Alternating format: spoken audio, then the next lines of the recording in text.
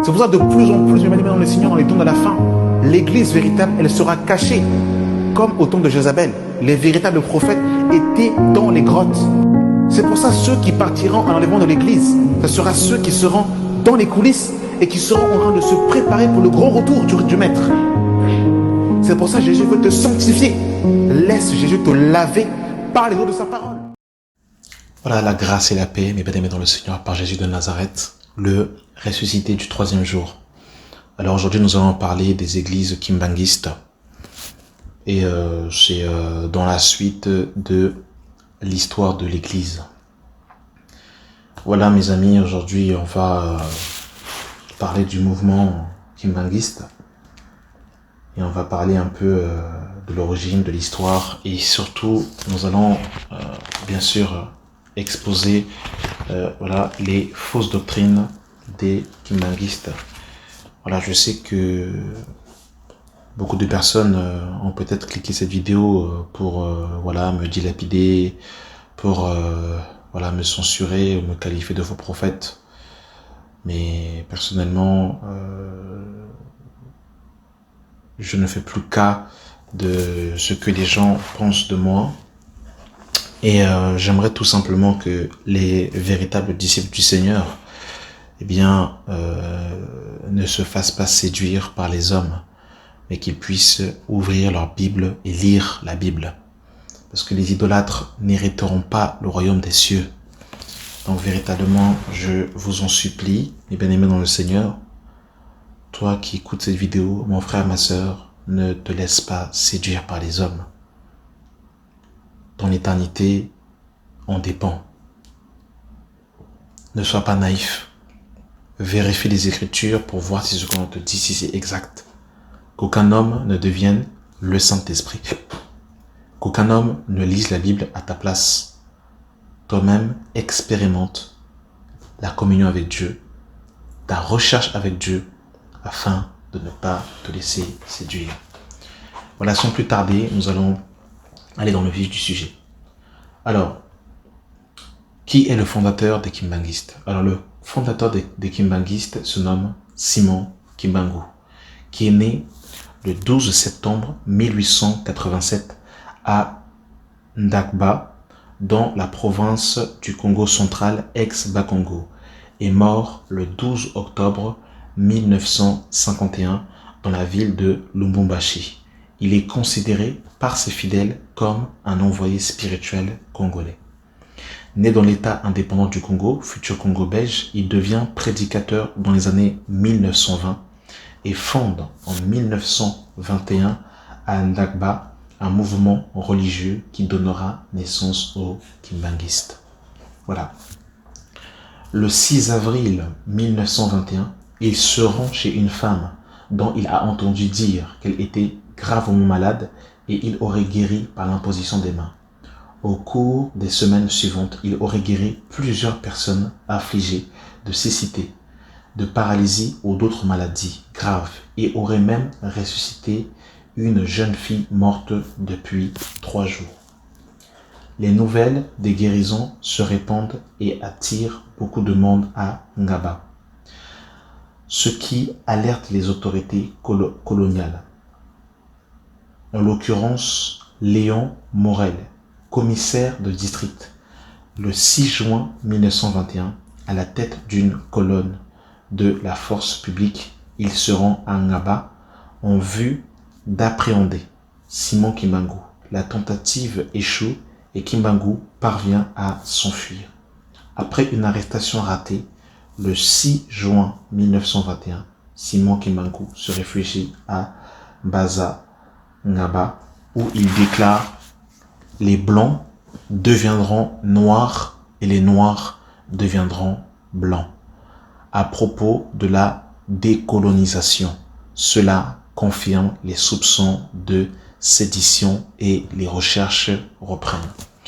Donc voilà, juste en fait si on s'arrête là rapidement, on voit que Simon Kimbangu donc était un Congolais qui est né le 12 septembre 1887 et qui est mort le 12 octobre 1951. Et voilà, il va fonder dans les années 1920 1921 le mouvement kimbanguiste. Et Simon Kimbangu est reconnu pour les miracles qu'il aurait opérés, hein, les guérisons, les prodiges qu'il aurait opérés par l'imposition des mains et consorts qu'il aurait fait. Et il aurait justement, donc du moins, sa popularité s'est propagée par justement les miracles qu'il faisait. Le 21 septembre 1921, il décide de se rendre aux autorités coloniales. Le 12 septembre, il est arrêté avec quelques disciples, jugé par un tribunal militaire. Il est condamné à la peine capitale devant le roi des Belges. Il est condamné à la peine capitale avant que le roi des Belges ne commuât cette peine en prison à perpétuité. De 1921 à 1951, il passera donc 30 ans à la prison de haute sécurité d'Elisabethville. Donc c'est le Lubumbashi actuel. Donc voilà. L'aura de Simon Kimbangu a tellement dérangé les autorités, surtout à cause de la déclaration qu'il a déclarée en disant « les blancs deviendront noirs et les noirs deviendront blancs ». Là, du coup, en fait, les forces coloniales vont chercher à emprisonner Simon Kimbangu, surtout Léon Morel, hein, donc, qui est un commissaire de district qui va véritablement avoir cette affaire à cœur pour pouvoir justement capturer Simon Kimbangu. Voilà. Et après, il s'est rendu lui-même, hein, donc le 6 juin 1921, il s'est rendu lui-même. Et donc on avait décidé que Simon Kimbangu serait condamné à la perpétuité, à la prison de la perpétuité à vie. Donc voilà un peu pour la petite histoire de Simon Kimbangu. Je reviendrai après par rapport en fait à sa personne, hein, pour dire un peu ce que j'en pense de lui. Voilà. Donc l'église kimbanguiste. L'église kimbanguiste est une église indépendante africaine chrétienne de type prophétique.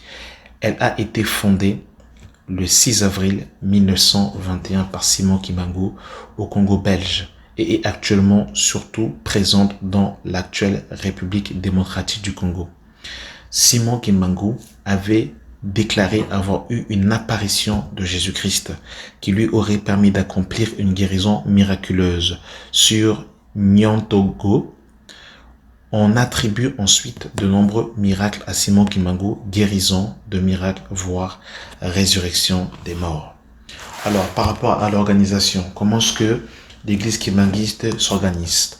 Donc, l'église kimbanguiste revendique 22 millions de fidèles dans le monde.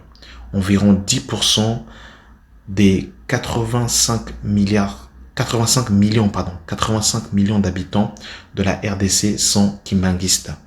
Une autre estimation donne 10 millions de kimbanguistes en RDC et 17 millions dans le monde. Donc vous avez vu, il y a quand même beaucoup d'adeptes quand même, hein, dans le monde. 17 millions, c'est quand même énorme. Hein. Une seule âme déjà, c'est déjà énorme. Alors 17 millions, je vous raconte même pas. Voilà, donc la reconnaissance à nos jours. Donc Paul Salomon Diallo Gana Gyankani annonce à la veille de l'an 2000 être l'incarnation de Jésus-Christ. Waouh! Depuis, l'église kimbanguiste a adopté, écoutez, la date du 25 mai comme jour de Noël, à la place du 25 décembre. Alors pour votre information, Jésus n'est pas né le 25 décembre.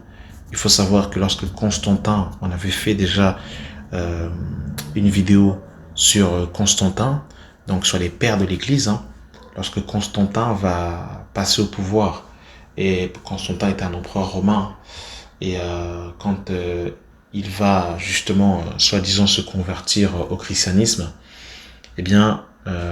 ils ont commencé à mettre en place beaucoup de fêtes étrangères, hein, parce que ce qu'il faut savoir, c'est que les premiers étaient antisémites, ils n'aimaient pas les juifs, et ils vont commencer à mettre en place des fêtes, hein, parce qu'il faut savoir que sur le livre de Lévitique chapitre 23, il y avait 7 fêtes de l'Éternel, et ils vont commencer à mettre en place des fausses dates, notamment le 25 décembre comme étant la naissance de Jésus. Donc Jésus, d'après les Écritures, n'est pas né le 25 décembre. D'ailleurs, il n'y a aucun verset qui nous précise que Jésus est né le 25 décembre. Mais ça, c'est juste une petite parenthèse. Voilà. Voilà. Donc actuellement, c'est Simon Diakani Kimbangu, petit-fils de Simon Kimbangu, qui dirige l'église kimbanguiste depuis le 26 août 2001. Il réside à Ngaba et a organisé 2 conférences internationales dans le but de mieux faire connaître la personnalité spirituelle de Simon Kimbangu. Par ailleurs, un autre petit-fils de Kimbangu revendique l'héritage spirituel et a fondé une église dissidente. Voilà. Donc là, en fait, on va s'attaquer au point de doctrine parce que je pense que voilà, c'est ce qui nous intéresse. Mais avant tout, je voulais quand même un peu exposer l'histoire pour un peu que les personnes qui ne connaissent pas les églises kimbanguistes, voilà, puissent avoir un peu des contours. Et le but vraiment de toutes ces dénonciations, parce qu'on a parlé des adventistes, on a parlé des témoins de Jéhovah, on a parlé voilà, des mormons. Et le but en fait, c'est vraiment exposer les fausses doctrines. Parce que dans cette chaîne, en fait, ce que j'ai véritablement à cœur, bien sûr, c'est de présenter Jésus-Christ comme étant le Fils de Dieu, mais surtout, eh bien, interpeller les enfants de Dieu, eh bien, à s'attacher à la saine doctrine. Et les doctrines, donc les fausses doctrines qui ont été annoncées au cours de l'histoire de l'Église, sont comme des doctrines cyclistes qui reviennent en fait. C'est-à-dire en fait qu'il n'y a rien de nouveau sous le soleil. Les doctrines qui ont été annoncées des fois en 1800, eh bien, ce sont des doctrines des fois qui reviennent encore aujourd'hui. Des doctrines qui ont été annoncées en 325 au Concile de Nicée, eh bien, jusqu'à aujourd'hui, font encore des dommages collatéraux. Et des fois, on ignore l'origine de certaines doctrines.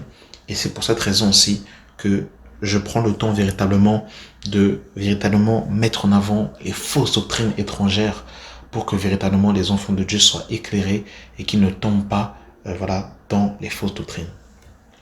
Donc voilà, en fait, on va un peu exposer la doctrine et ensuite on parlera en fait du code moral des kimbanguistes. Alors accrochez vos ceintures parce qu'il y a des choses tellement terribles que c'est grave. Voilà, donc la doctrine. Voilà.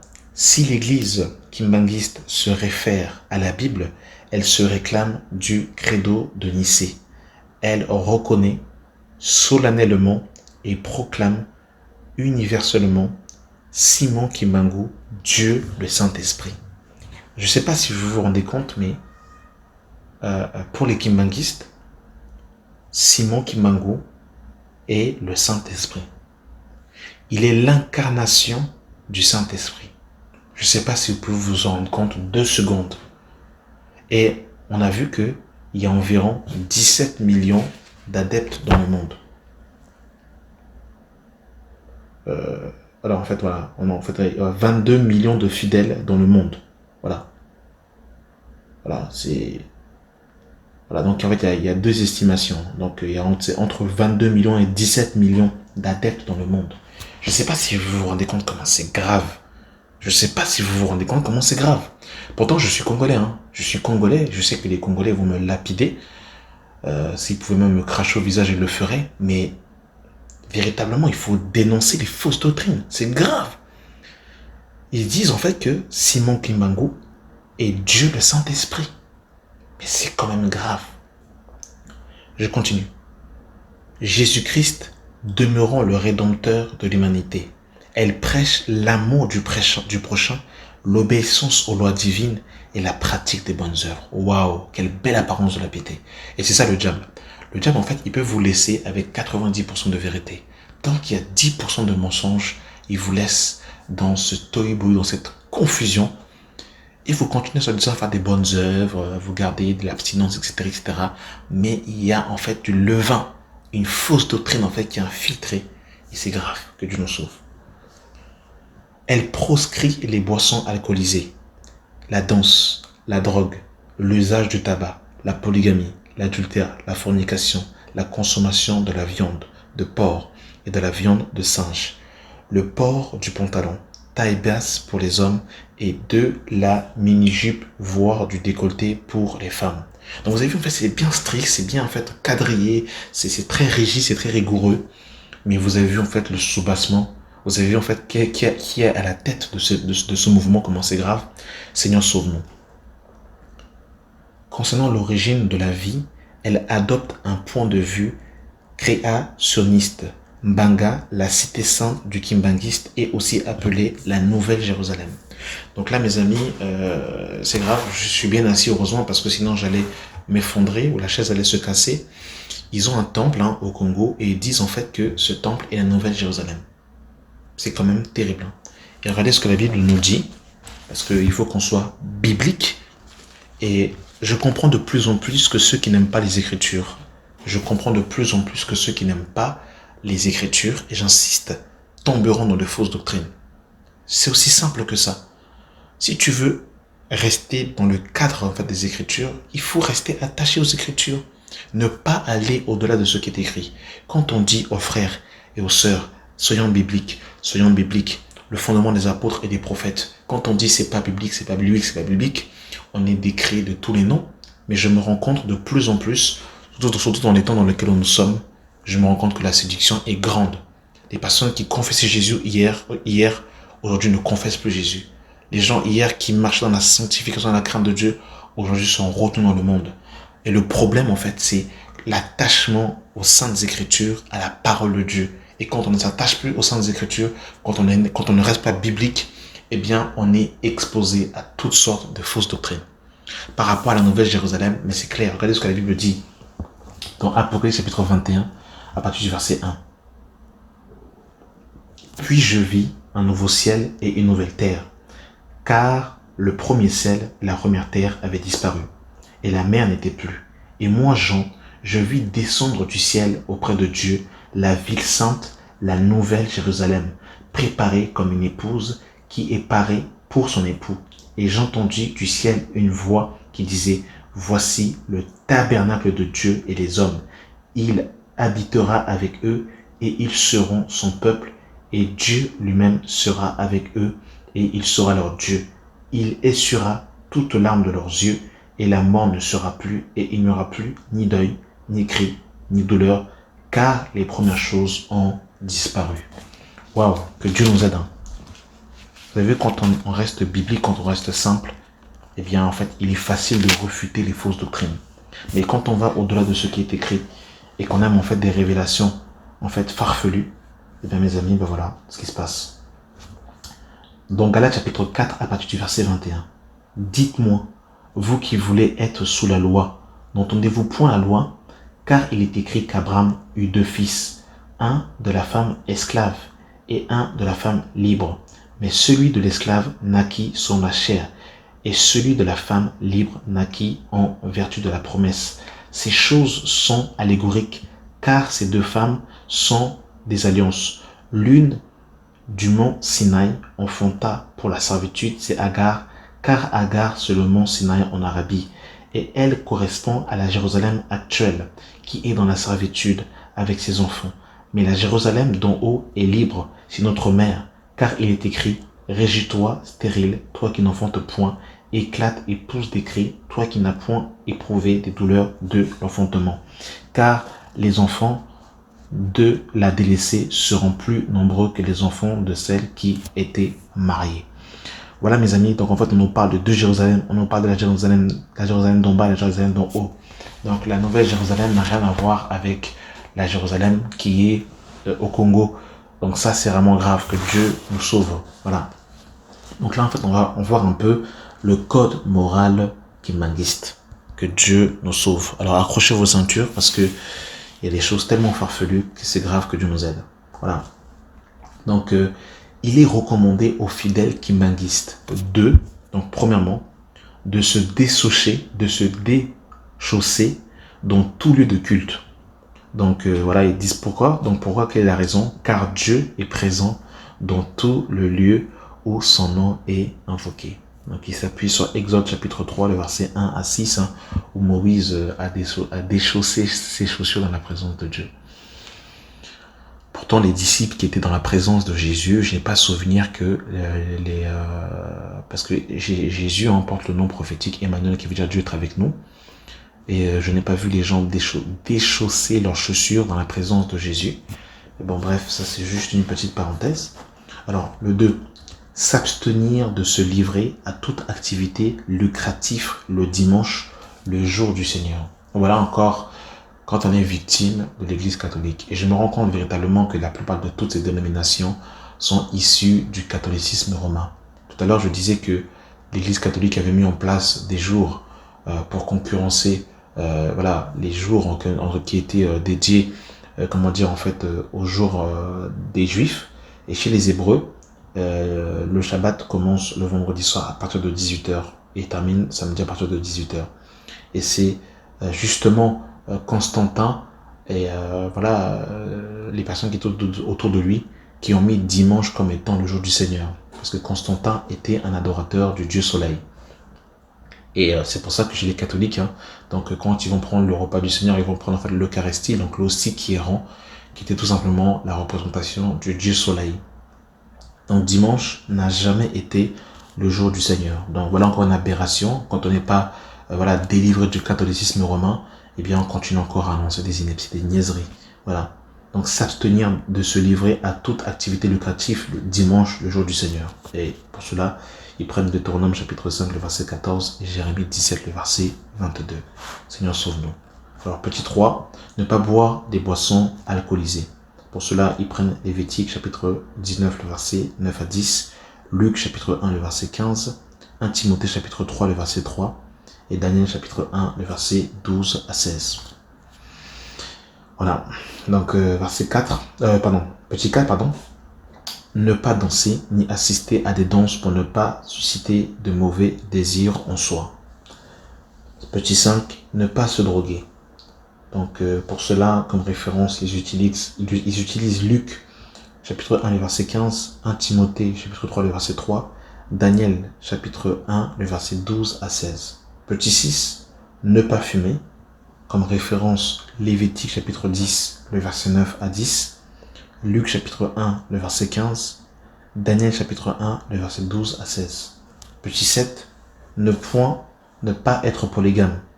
Matthieu chapitre 19, le verset 4 à 9, Marc chapitre 10, le verset 11, 1 Corinthiens chapitre 7, le verset 10 à 11.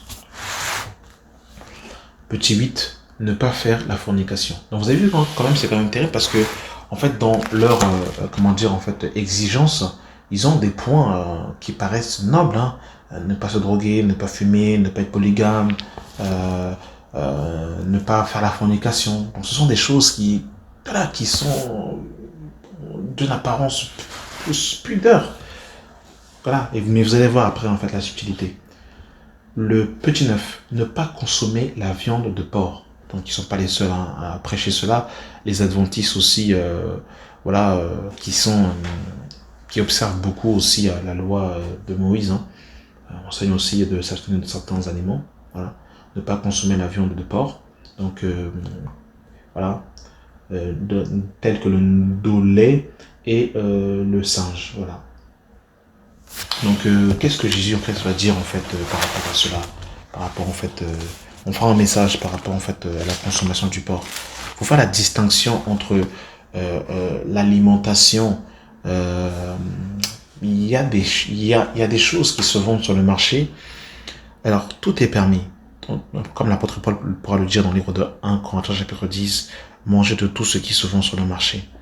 Maintenant, il y a certains aliments qui sont sur le marché qui ne sont pas, que je dirais, bienséants pour la santé. Par exemple, le porc, par exemple, si quelqu'un me dit qu'il ne mange pas de porc, dans un sens où, par rapport en fait à la santé, parce que, par exemple, le porc qui est vendu sur le marché, la couleur, du porc qu'on voit en fait dans les magasins, sachez que c'est pas la couleur d'origine, il passe par beaucoup de mélanges pour qu'il ait la couleur rose, mais en vérité le porc quand en fait il est tué, il n'a pas la couleur qu'il a dans les magasins. Il passe beaucoup par beaucoup de transformations chimiques. Donc je peux comprendre qu'une personne me dise qu'elle ne mange pas de porc par rapport justement en fait à la santé, par rapport en fait à cela. Mais de là en faire une doctrine et de dire que celui qui mange par exemple du porc en fait n'est pas de Dieu, voilà, ça c'est encore autre chose. Hein. Et Jésus va dire quelque chose de très intéressant dans le livre de Matthieu, chapitre... on pourra le temps vraiment de parler de ça. Hein. J'ai juste fait faire une parenthèse par rapport à cela. Voilà, dans le livre de Matthieu, chapitre 15, à partir du verset 12. Alors ses disciples s'approchèrent et lui dirent, « Sais-tu que les pharisiens ont été scandalisés des paroles qu'ils ont entendues ?»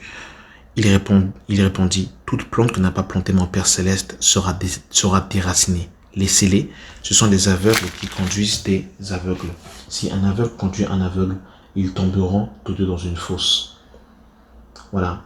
Pierre, reprenant la parole, lui dit, « Explique-nous cette parabole. » Et Jésus dit, « Vous aussi, vous êtes encore sans intelligence. Ne comprenez-vous pas que tout ce qui entre dans la bouche va dans le ventre, puis est jeté dans le lieu secret. Mais c'est ce qui sort de la bouche qui vient, mais ce qui sort de la bouche vient du cœur, c'est ce qui souille l'homme. Car c'est du cœur que viennent les mauvaises pensées, les meurtres, les adultères, les impudicités, les vols, les faux témoignages, les calomnies.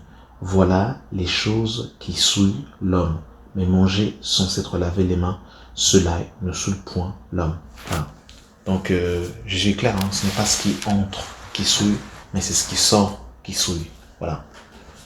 C'était juste une petite parenthèse. Et ce qu'ils disent, hein, donc la raison pour laquelle les kimbanguistes ne mangent pas la viande du porc, parce que, hein, car les animaux sont des véhicules des esprits démoniaques. Waouh, c'est compliqué.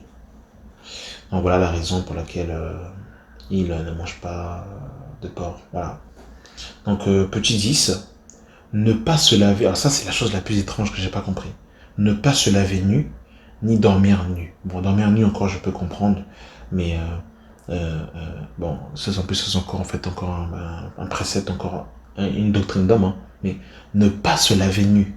Et comment on fait en fait si c'est dans un espace public que je vais prendre voilà, parce que là ils ont peut-être pas forcément de maison, il y en a qui se lavent peut-être à la rivière, peut-être, bon ils vont se couvrir pour ne pas que l'humidité soit apparente, je peux le comprendre, mais quand on est dans sa maison, comment on fait en fait pour prendre sa douche si on n'est pas, bon bref, ne pas se laver nu. J'ai pas compris encore c'est quoi le truc et quelle est la raison, car Dieu est avec le croyant à tout moment. Ainsi, les Kimbanguis doivent être en tenue descendre devant lui. Waouh! Pour ça, ils prennent Genèse 3, le verset 10, et Jean 21, le verset 7.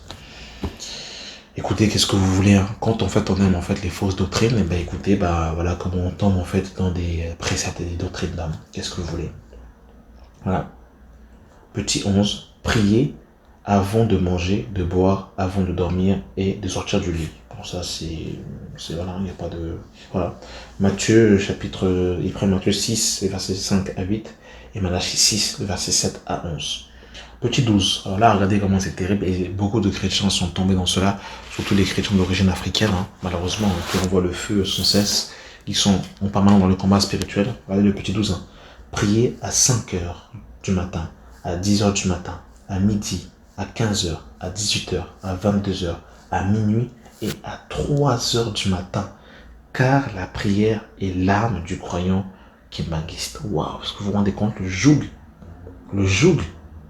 Priez à 5 heures, à 10 heures, à midi, à 15 heures, à 18 heures, à minuit et à 3 heures. En fait, quand je parle du joug, c'est parce que oui, effectivement, la Bible nous dit de prier sans cesse. Donc quelqu'un qui a le temps et qui doit prier et qui prie tout le temps, gloire bénie soit le nom du Seigneur. Mais là, ce sont en fait des créneaux horaires qui sont placés. Allez, à 22 heures, à minuit, à 3 heures du matin. Vous vous rendez compte, c'est quoi ce truc-là?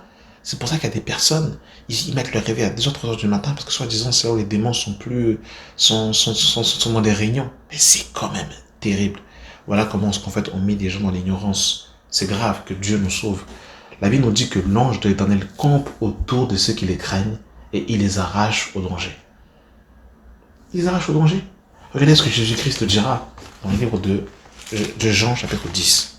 C'est quand même grave, quand même. Hein. Jean 10, le verset 27. Mes brebis entendent ma voix.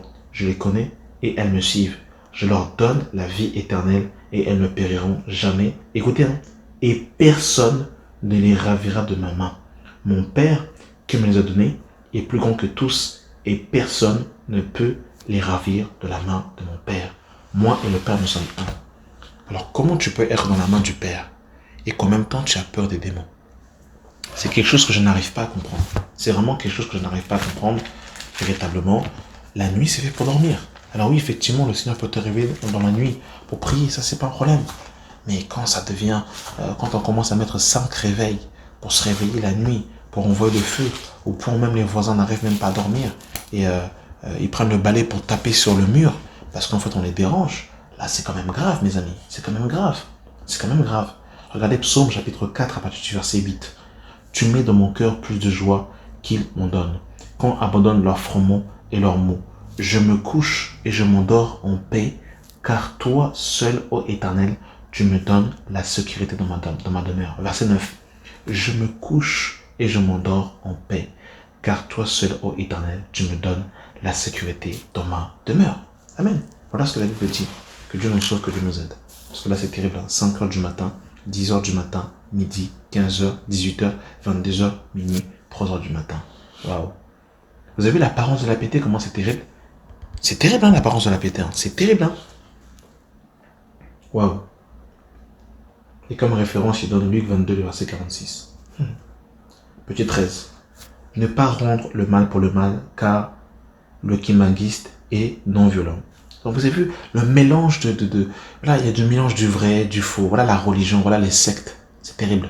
Avec une belle apparence de la piété, une rigidité sans précédent. Et la vie de Dieu n'y est pas. C'est grave, hein. Petit 14.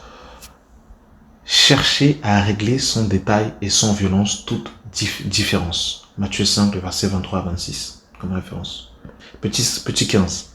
Se débarrasser momentanément des objets de valeur au moment de la prière comme signe d'humiliation, d'humilité devant Dieu. Josué 5, le verset 15, comme référence. Ok, d'accord. Petit 16. Se couvrir les cheveux en tout lieu de culte. Femmes et jeunes filles. 1 Corinthiens 11, le verset 3 à 7. Vous avez vu comment c'est terrible? Mais en fait, c'est quand même terrible. En plus, là, ils n'ont même pas dit... Bon, là, ils n'ont même pas dit, hein, comment dire... pendant que une femme prie ou prophétise. Hein. Là, c'est se couvrir les cheveux en tout lieu de culte. Bon, en tout lieu de culte, autant pour moi. Non, c'est tout lieu de culte. Mais je sais que certaines qui manguistes se voilent constamment. Donc vous avez vu, c'est quand même terrible. Donc, vous pouvez parler avec un qui manguiste, vous allez parler du voile, vous êtes d'accord sur le voile, vous allez dire que voilà, on a la même pensée, mais en fait derrière il y a un soubassement terrible. Voilà. Petit 17. Se garder de mettre des tenues indécentes, hommes, femmes et jeunes filles. Deutéronome 22 verset 5. Petit 18. S'abstenir de recourir au talisman, à la magie, au fétiche, à la divination, car toutes ces pratiques révèlent du pouvoir satanique. Exode 20, le verset 3, Deutéronome 27, le verset 15, Lévitique 19, le verset 4 et Lévitique 26, le verset 1. Petit 19. Ne pas faire partie de toute société secrète. Psaume 1, le verset 1, Psaume 26, le verset 4, Psaume 119, le verset 1, Proverbe 1, le verset 10, Proverbe 3, le verset 31 et Proverbe 4, le verset 14. Donc ça, c'est les références sur lesquelles ils se basent pour appuyer leur doctrine que je suis en train de vous citer. Verset petit 20, ne pas provoquer l'avortement. Exode 20, le verset 13. Petit 21, ne pas se maquiller. Waouh, vous avez vu comment c'est terrible, hein? C'est quand même terrible. C'est quand même terrible. Ne pas se maquiller. Genèse 1, le verset 26 à 27. 1 Timothée 2, le verset 9 à 10. 1 Corinthiens 6, le verset 15. En fait, ce qui m'étonne, en fait, c'est que, et c'est ce que c'est mon combat que je dis toujours, en fait, c'est que, oui, il faut s'habiller décemment. Oui, nous devons nous dépouiller en Jésus-Christ, mais selon l'Esprit du Seigneur et selon la doctrine de Christ, non pas selon la doctrine des hommes. Parce que vous pouvez vous rendre compte que vous pouvez tomber sur un kimbanguiste qui ne se maquille pas, qui ne porte pas de pantalon, mais qui n'est même pas en communion avec la tête, qui n'est même pas en communion avec Christ. C'est-à-dire en fait que c'est une apparence de la piété, mais qui en réunion ce qui en fait la force. Vous savez comment c'est terrible? C'est pour ça qu'il faut présenter Christ, le Fils de Dieu. Et quand en fait Christ est prêché, comme l'apôtre Paul peut le dire dans Philippiens chapitre 3, eh bien, il dira justement que Mais ces choses qui étaient pour moi des gains, je les ai regardées comme une perte à cause de l'excellence de la connaissance de Christ. Petit 22, ne pas pleurer les morts amèrement, ni porter le deuil. Lévitique 10, les versets 6 à 7. Petit 23, ne pas serrer les mains pendant le culte. Je sais pas. Voilà. Luc 8, le verset 46. Petit 24, travailler le jour de mercredi pour l'église. Petit 25, confesser les péchés devant le prochain. Petit 26, payer l'impôt. Matthieu 17, 24 à 27. Exode 30, le verset 18. Petit 27, ne pas se quereller. Il s'appuie sur Matthieu 5, le verset 22. Petit 28, aimer l'ennemi. Matthieu 5, le verset 43 à 48. Lévitique 19, verset 18. Petit 29, respecter l'autorité politique. Exode 20, le verset 12. Éphésiens 6, le verset 5 à 8. Petit 30, ne pas pratiquer la contraception. Exode 20, le verset 13. Et pour terminer, 31, ne pas garder la barbe, la moustache et les longs cheveux des hommes. Donc moi, je suis déjà disqualifié. Ne pas garder la barbe ni la moustache. Donc moi, je suis disqualifié. Et disqualifiez-moi parce qu'en tout cas, c'est sûr que vous ne me trouverez pas dans votre secte. C'est grave, mes amis. Donc, bien sûr, les kimbanguistes ont une tenue. Ils s'habillent en vert. Et comme vous avez pu le suivre aussi, donc vous voyez aussi ces images qui sont diffusées aussi. Ils s'habillent tout en vert et disent que Jésus est noir et qu'il est né le 25 mai. Montrez-moi dans la Bible où un apôtre, un prophète, un docteur, un pasteur, un évangéliste a fait l'apologie de la couleur de peau de Jésus. De Genèse à l'Apocalypse, montrez-moi où vous avez vu un prophète, un pasteur, un docteur, un évangéliste faire la couleur, la propagande de la couleur de peau de Jésus. Montrez-moi ça dans la Bible. Il n'y en a pas. Donc je ne sais pas quel évangile on veut prêcher. Surtout que Paul pourra dire dans le livre de 2 Corinthiens chapitre 5, si nous avons connu Christ selon la chair, maintenant nous ne le connaissons plus de cette manière. Donc voilà mes amis, vous avez vu comment c'est terrible. Il y a des choses quand on fait vous les regarder dans un premier abord, ça s'approche des Écritures. Il y a beaucoup de points qui ont été cités qui s'approchent des Écritures.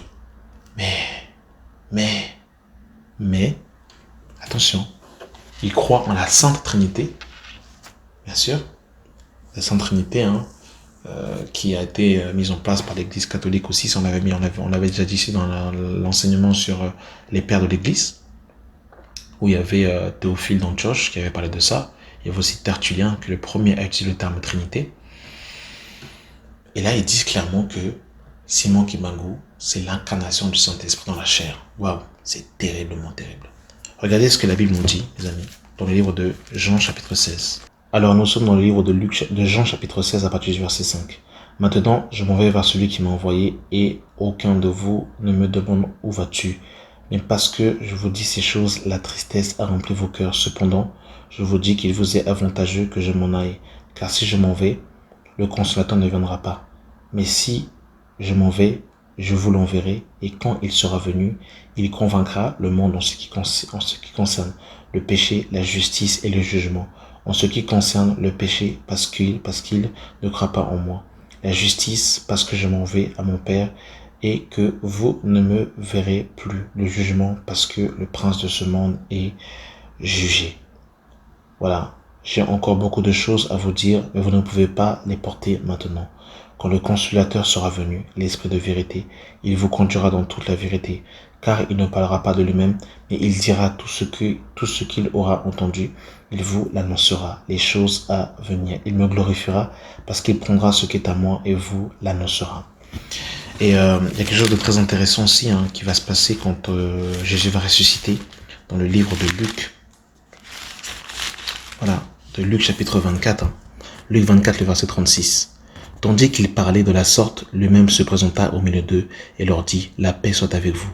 Saisis de frayeur et d'épouvante, ils croyaient voir un esprit. Mais il leur dit, pourquoi êtes-vous troublés et pourquoi pareille pensée s'élève dans vos cœurs? Voyez mes mains et mes pieds, c'est bien moi, touchez-moi et voyez. Un esprit n'a ni chair ni os, comme vous le voyez que j'ai. Un esprit n'a ni chair, ni os, comme vous le voyez que j'ai. Cette parole suffit tout simplement pour renverser la fausse doctrine que Simon Kimbangu est l'incarnation du Saint-Esprit. Il suffit de lire simplement les Écritures dans la simplicité. Mais quand on veut des doctrines et des révélations farfelues, eh bien en fait la simplicité des Écritures, on n'arrive même plus en fait à y croire. C'est grave. Et je terminerai par ce dernier passage, mes amis. Donc, vous avez vu que le Saint-Esprit, hein, surtout que l'Esprit, faut savoir, hein, je terminerai juste par là avec le Saint-Esprit. Il faut savoir que le Saint-Esprit n'a pas commencé, les gens n'ont pas eu le Saint-Esprit que dans Acte 2. Hein. D'ailleurs, dans Jean 20, 22, Jésus va souffler sur les 12 et va dire, recevez le Saint-Esprit. Et avant cela, eh bien, les prophètes sous la loi avaient aussi le Saint-Esprit. C'est vrai que ce n'était pas la même dispensation, ils n'étaient pas scellés du Saint-Esprit comme nous autres aujourd'hui, mais il y avait aussi la manifestation du Saint-Esprit dans l'ancienne alliance. Et pour ça, nous sommes dans le livre de 1 Pierre chapitre 1 à partir du verset 10. Les prophètes qui ont prophétisé touchant la grâce qui vous est réservée ont fait de ce salut l'objet de leur recherche et de leur investigation, voulant sonder l'époque et les circonstances marquées par l'Esprit de Christ qui était en eux. Marqué par l'Esprit de Christ qui était en eux. Donc voilà, l'Esprit de Christ était déjà là avant Acte 2 en fait. Avant les visions du Saint-Esprit, il y avait déjà le Saint-Esprit. Le Saint-Esprit n'est pas étranger pour les Juifs. Donc voilà, de dire que Simon Kimbangu est la manifestation du Saint-Esprit, c'est une aberration, c'est une fausse doctrine, c'est une abomination. Et surtout, la Bible dira que celui qui blasphémerait contre le Saint-Esprit, eh bien, c'est le péché impardonnable. Donc, c'est juste en fait une petite parenthèse. Voilà, faites attention à ce que vous dites du Saint-Esprit parce que c'est le blasphème, c'est le péché impardonnable. Hein, le péché qui mène à la mort selon 1 Jean chapitre 4. Que Dieu vraiment nous aide hein, parce que c'est très très grave, hein, vraiment. 1 Jean chapitre 5, autant pour moi. Et je terminerai par un passage en fait dans le livre de Colossiens. Voilà. Colossiens chapitre 16. Que personne donc ne vous juge au sujet du manger ou du boire, au sujet d'une fête, d'une lune ou des sabbats. C'était l'ombre des choses à venir, mais le corps est en Christ. Qu'aucun homme, sous une apparence d'humilité ou par un culte des anges, ne vous ravisse à son gré le prix de la course, tandis qu'il s'abandonne à ses visions et qu'il est enflé d'un vain orgueil par ses pensées charnelles, sans s'attacher au chef dont tout le corps est assisté et solidement assemblé par des jointures et des liens tire l'accroissement que Dieu donne. Si vous êtes mort avec Christ au rudiment du monde, pourquoi, comme si vous vivez dans le monde, vous imposant ces préceptes, ne prends pas, ne goûte pas, ne touche pas, préceptes qui tous périssent par l'usage et qui sont fondés sur quoi? Sur les ordonnances et les doctrines des hommes. Ils ont à la vérité une apparence de sagesse en ce qu'ils indiquent un culte volontaire de l'humilité et le mépris du corps, mais ils sont sans mérite et contribuent à la satisfaction de la chair. Donc vous avez vu en fait que même dans les œuvres de la chair, vous avez la fausse apparence d'humilité, vous avez l'apparence de la piété, mais qui ont rogné ce qui ont fait la force. C'est grave. Vous vous rendez compte, bien aimé dans le Seigneur, comment c'est grave? Que Dieu nous sauve, que Dieu nous aide. Donc voilà, par rapport à Simon Kimbangu, voilà, c'est un homme qui a fait des miracles. J'en sais pas plus sur lui. Donc, de ce que je vois, il a fait des miracles. Peut-être qu'il a été utilisé par Dieu. J'ai pas assez d'informations pour me prononcer par là. Par rapport, contrairement en fait à d'autres prophètes où eux, ils ont clairement en fait dit en fait des fausses doctrines. En tout cas, une chose est sûre, c'est que le mouvement kimbanguiste qui a été bâti est totalement en fait bâti sur du sable. Dieu n'y est pas. C'est une secte. Ce sont des synagogues de Satan. Dieu n'y est pas. Quittez ces synagogues de Satan. Quittez en fait ces tombeaux blanchis. Voilà en fait ces sectes religieuses. On vous met en fait des préceptes, des jeux d'hommes. Voilà. Il faut dénoncer avec force cette doctrine en fait, cette provenance de Satan, où véritablement en fait Christ n'est pas prêché, où Christ est associé avec un homme. C'est de l'idolâtrie. et les idolâtres n'hériteront pas le royaume des cieux.